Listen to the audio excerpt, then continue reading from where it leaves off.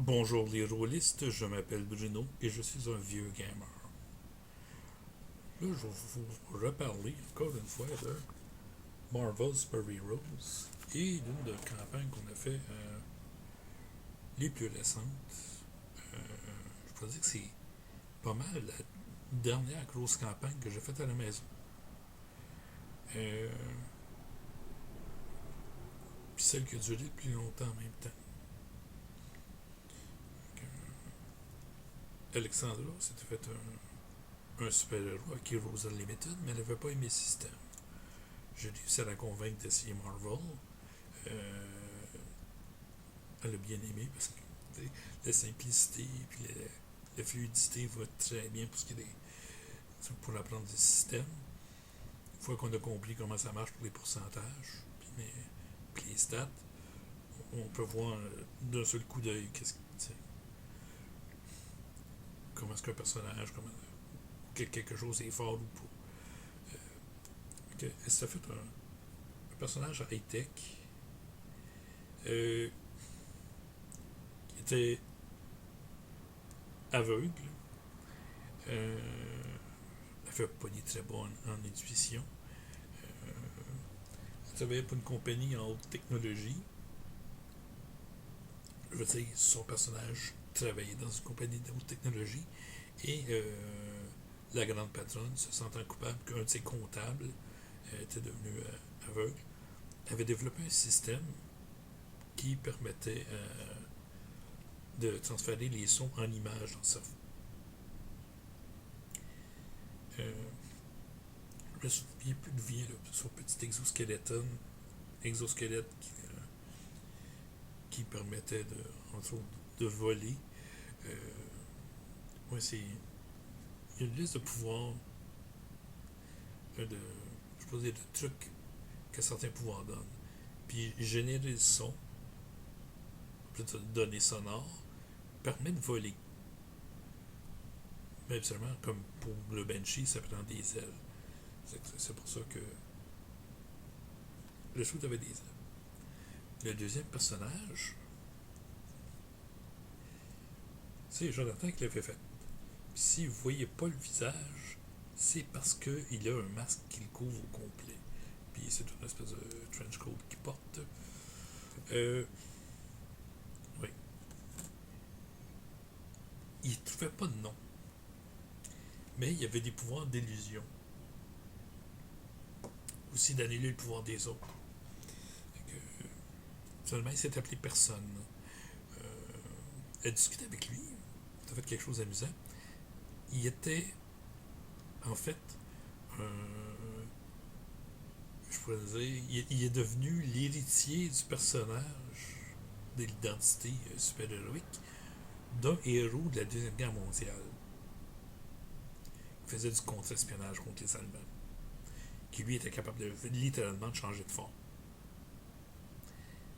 Cute, hein? C'est que lui, ce super-héros avait déjà sa base au Canada. C'est basé sur les affaires des années 40-50. Fait que c'est super. C'est comme quoi? T'as une salle complète pour tes ordinateurs, ouais, puis il marche avec des lampes. Euh, oui, comme j'ai déjà dit, le système de Marvel avait des petits anachronismes, on le traduit aujourd'hui. Il a quand même été fait en 87.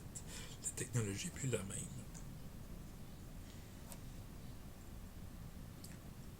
Le troisième, ce samouraï en noir, avait des. Quand il a joué ses talents, il a pogné arme orientale et pour ses pouvoirs, génération de la matière noire. Euh,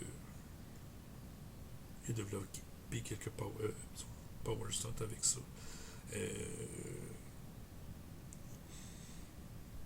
c'est comme. Ses pouvoirs étaient basés sur la magie. Il y avait une amulette qui permettait de créer son armure puis son épée. Il a aussi développé d'autres talents avec ça. Donc le deuxième personnage, c'est Jonathan qui jouait. Lui, c'était Étienne. Il y avait un quatrième joueur. J'en parlerai pas. Il me fait chier personnellement. De, Comme jamais personne me fait chier. fait, il y a même une enquête de la police sur ce qu'il a fait. Ça vous donne une idée comment est-ce que je veux pas en parler. Fait que, malheureusement, Alexandre et son personnage Shriek ont dû quitter la campagne à un moment donné parce qu'il retournait à Gatineau. Fait que, un nouveau joueur, David, s'est fait un personnage high-tech qui était en fait une athlète olympique qui s'est retrouvé avec un power suit. Oui, Alexandra a voulu jouer un gars, puis David a voulu jouer une fille. Qui était fort mélangeant. Vers la même époque aussi, notre ami Personne a eu un petit changement de look. Et ainsi qu'une fonction. Il est comme devenu le capitaine d'América du Québec. Il s'est retrouvé avec un gadget technologique qui permettait de lancer l'arme de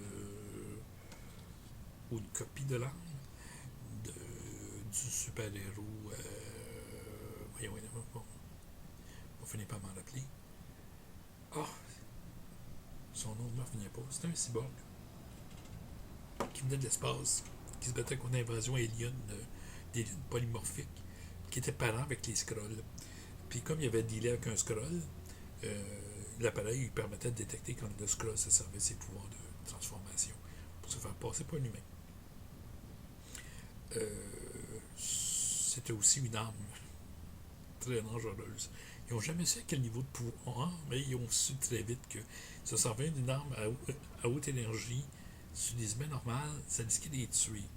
Puis comme j'étais très précis sur tu perds des points de karma si tu tues tous tes points de karma si tu tues quelqu'un, il était comme hésitant. Il attendait de voir comment est-ce que un adversaire était capable d'encaisser les coups avant de se servir de ce gun-là. Ils ont eu à s'en servir quelques fois quand même. Et finalement, le dernier à se joindre à la campagne, c'est Benoît, qui s'est fait un autre high-tech. Cette affaire bizarre. J'avais déjà des écrans pour le jeu, mais homemade qui datait de ma première campagne.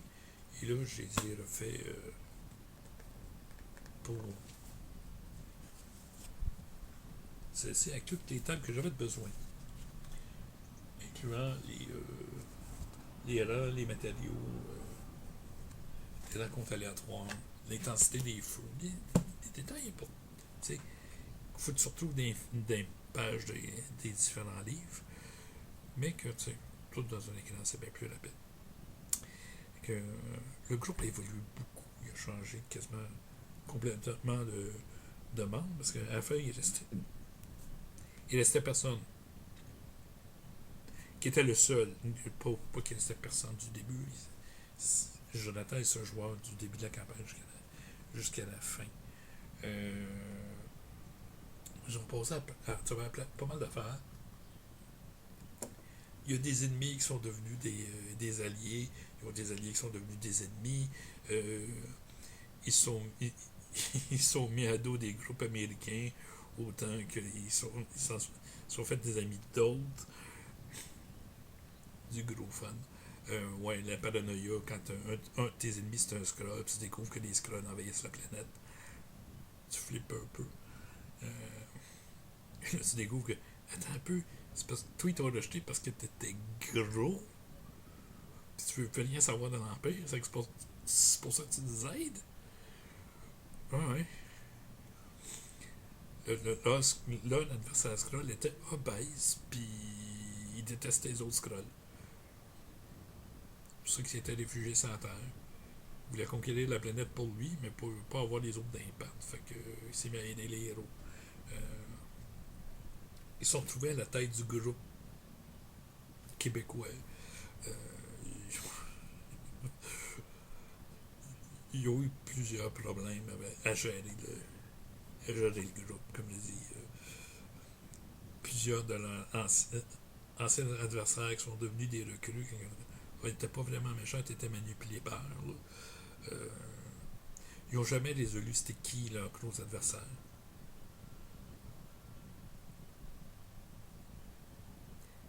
Qui étaient là depuis le début. Euh,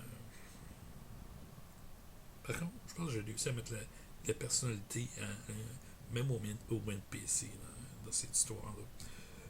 En particulier, à un moment donné, ils ont eux, des adversaires de Alpha Flight, le groupe canadien, c'était la Dream Queen, la reine des rêves.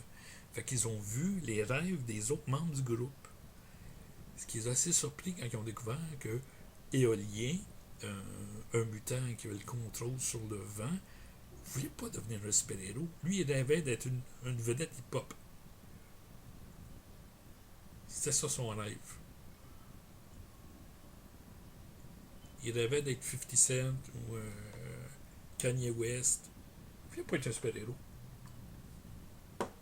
Sauf qu'il savait qu'il n'y avait pas de talent de musicien ou quoi que ce soit. En fait, pas vraiment brillant le pauvre jeune, là, mais c'est pas pour ça que. C'est pas parce qu'il était pas brillant qu'il voulait devenir une vedette hip-hop, là. Non, c'est plus pour son background. Il a commencé des gangs de rue à Montréal. Vous donnez une idée, là, à un moment donné, ils sont battus contre un groupe de super singes qui avaient pris en contrôle un navire de croisière parce qu'ils essayaient de se rendre dans une île désertique pour pouvoir leur faire leur vie loin des humains. Il y a déjà eu des singes avec des super pouvoirs, mais là, cette gang-là, c'est comme toutes des petites affaires d'expérience à gauche à droite qui sont réunies ensemble. Qui vont dire, hey, ça va faire, on crisse notre camp. Sauf que le seul navire qu'ils ont trouvé, c'est un navire de croisière. Ils ont essayé de s'infiltrer à bord. Ils ont été découverts. Ils ont dit fuck it, on ne se fera pas capturer. Ils ont pris tout le monde en otage, puis ils sont partis. Puis comme ça, le navire de croisière était parti du Québec. C'est le groupe québécois qui était envoyé pour l'arrêter parce qu'il était en eau internationale. Quand ils ont compris ce que les singes voulaient dans le fond, ils ont fait comme regardez, on a un avion, on va vous amener là-bas si vous voulez. Vous voulez que les humains vous sacrent la paix, on va vous sacrer la paix. On comprend ce que c'est d'être différent. En fait, il y en avait juste un dans la gang qui était vraiment un mutant,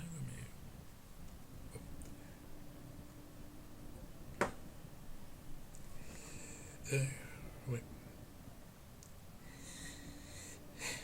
Cette campagne-là a duré, ma foi, presque 10 ans. Environ 8 ans. Je vous dis, il y a eu des hauts, il y a eu des bas, des joueurs qui sont partis, d'autres qui sont joints au groupe. Certains n'ont pas joué longtemps. Ouais. Ce que j'aimais le plus, c'est que le style super-héros me permettait de faire n'importe quoi, mais donc,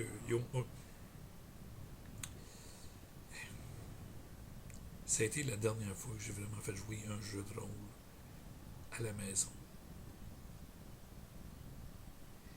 Euh, Depuis ce temps-là, ma table de jeu est occupée par différents projets. Euh, Papier, livres et machine à coudre. Okay. On n'a jamais réussi à se rejoindre au moins 3 personnes pour faire un jeu de rôle. Okay. C'est ça. Ce qui est un peu triste. Ma question que j'ai pour vous, c'est à quel point le recrutement et maintenir un rythme de campagne est difficile pour vous. Nous, on jouait aux 2 semaines, puis c'était trop pour les conjoints de certains joueurs.